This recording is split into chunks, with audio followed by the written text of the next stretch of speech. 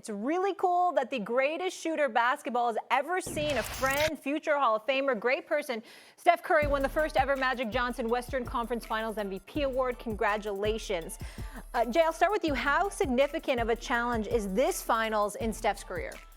So, most meaningful NBA finals that Steph will have of his career, because the Boston Celtics are metrically the best defensive team that he's ever seen in the NBA Finals, and for this dynasty of the Golden State Warriors. Like, look, they're number one in field goal percentage, number one in points allowed per game, and they also have the Defensive Player of the Year in Marcus Smart. So when I look back at the 2015 World Championship, right, and look, all championships aren't created equally. You had Kevin Love, who missed the entire series. You had Kyrie Irving, who missed a ton of games due to injury. Then obviously 2016, they're up 3-1. Draymond kicks, he gets suspended for the 2017-18. You have Kevin Durant, who got NBA Finals MVP.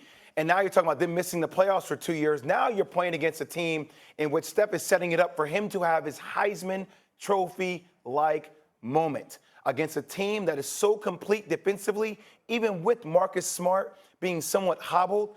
The defensive discipline that the Boston Celtics bring to the table, 1 through 5, all the pieces fit. Yeah. You have Robert Williams, if he's healthy, being able to roam the paint. You have Marcus Smart that will probably take on the primary defendership role of Stephen Curry. You have Jason Tatum, Jaylen Brown that can switch everything, long athletic wings. And then you have Al Horford, even as a second rim protector, but a high basketball IQ who knows where to be all the time. That's why I think this is going to be the biggest test for the Golden State Warriors throughout all their runs. S.A., real quick, let me just ask you, what do you mean by Heisman Trophy winning performance? Because he hasn't won a Finals MVP? No, I'm just saying, like, going against he's just never played who against he's facing. Yes. Not okay. Yeah, I didn't bring in the MVP Finals thing. That's not part of the conversation for me. I'm not one of those people. Okay. He doesn't need to win the Finals MVP to cement his legacy to me. I agree. I am not on that train. I agree with that. I think he's the greatest shooter we've ever seen in our life. No, just wanted and he's clarity a three-time champion. And so these people out here who thinks that he has to win an NBA Finals to cement his legacy.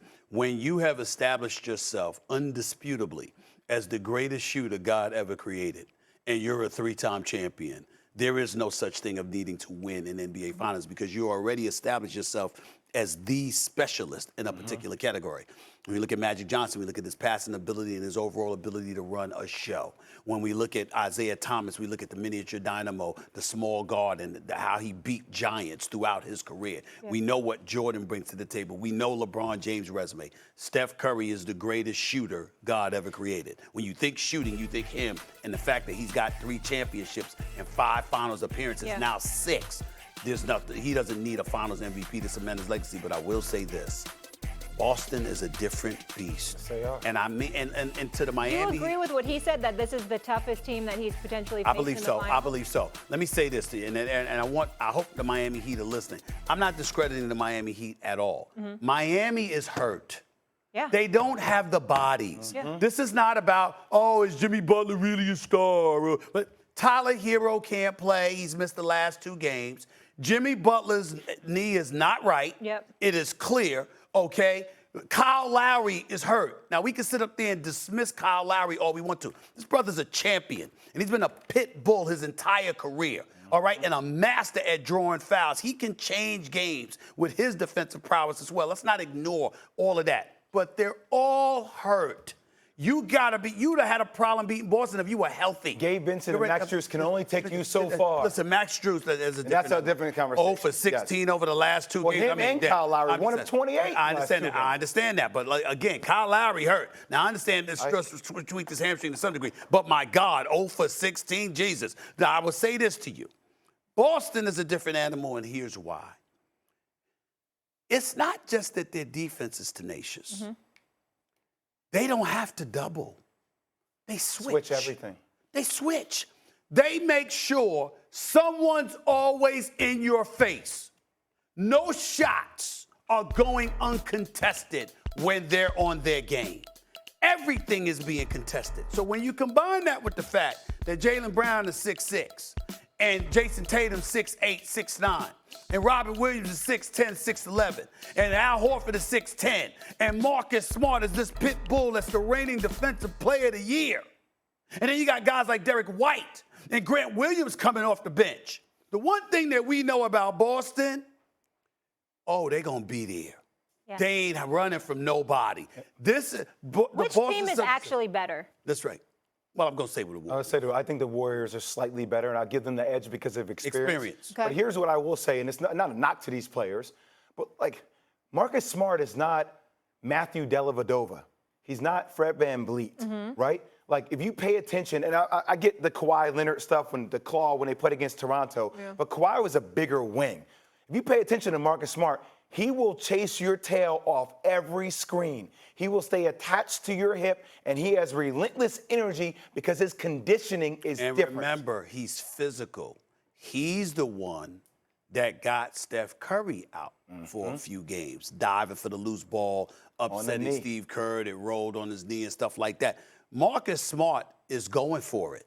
He's coming for you. And so it's not just a matter of skill, it's also a matter of will. Because Boston is going to get up in you and they're going to make you uncomfortable. They're going to crowd you. They're going to suffocate you. They're going to beat you up. They're going to do all these things and dare you to withstand it. And Golden State is the epitome of finesse. They are a finesse team. And so when you have a team that's bigger than you and physical, and by the way, know it and live off of that. Again, we're looking past Miami. The only reason we're looking past Miami is because I don't believe they're healthy. They don't have the. I picked Boston to win this series in 7 games when I thought they were healthy, and I thought it would go 7. I look at Miami now and I'm like, damn, who's gonna play?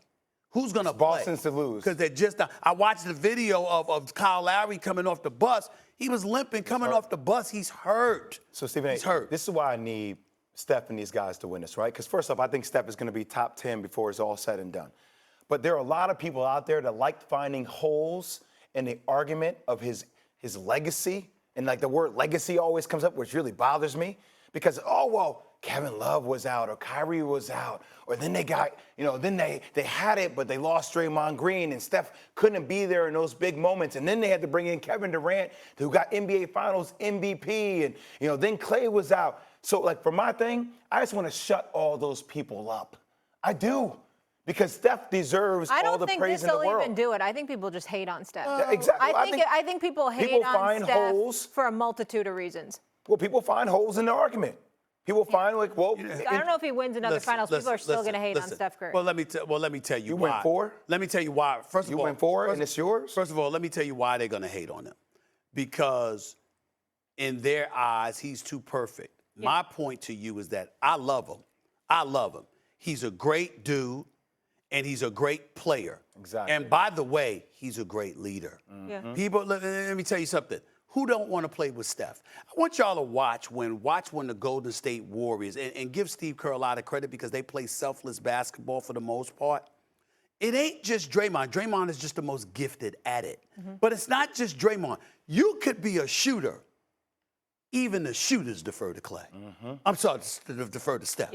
I mean, they'll sit up there. If they open and Steph's open, Steph getting the ball. It's automatic. It's instinctual. And no one has a problem with it. They don't have a problem with being deferential. They don't have a problem with giving him the credit. He's loved by everybody. He shows up to perform. He doesn't cheat the game. He doesn't get him any trouble. He's got a great family. The bottom line is that, listen, the dude is blessed. He's not only blessed as the greatest shooter that we've ever seen, but he's been blessed with the proper surroundings where he's the great person. And you got some people that hate on him because they can't be him. That's what I was alluding to. They can't be him. The other thing I like about him is he's so cocky on the court and he's so humble off the court. I'll tell you something else. They have fun. Like, when do we see athletes at this level have fun? Well, it's fun to win. I'm saying he's having fun. Give Steve Kerr credit for that. I will. Because the system that they play in, how can you not enjoy playing in that system? Because if you can put the ball in the hole, understand that with Golden State, everybody eats. If you can shoot, Steve Kerr ain't stopping you. Steve Kerr ain't stopping you. Steph Curry ain't stopping you. Clay ain't stopping you. If you can shoot, go ahead and shoot. Everybody eats with the Golden State Warriors. And that's why you have so much fun because you don't feel deprived. You have your opportunity to shine playing for the Golden State Warriors if you can put the ball in the hole. Everybody knows that, and that feeds that kind of joy that you see. Of course, and that's real success, not just you succeeding, but Exactly. everyone around you. All right, guys, let's get to the West. So meanwhile, not quite the performance we expected from Luka Doncic. His streak of scoring 30 or more points in elimination games was snapped at 5. He shot 10 of 28 from the field with a plus-minus of -12, and he didn't score a point in the second quarter. Here's Luka on his performance. I don't like losing, especially not like this. I play like terrible. I'm really proud of this team, man. Nobody had us here, but I promise we fought till end. You know, I think you can see championship team the Warriors are, and we gotta learn how to be that. All right, Jay, well, do you have Yes. an issue with how Luka played last night? No, I think I have a bigger overall issue that I like to sweater? address. Well, that's another conversation, the fashion wear. Look, let me preface everything I'm about to say by Luka is one of the most offensive, gifted players that the game of basketball has ever seen. I love watching him play. And he has taken a lot of undrafted players and second-round players to the Western Conference.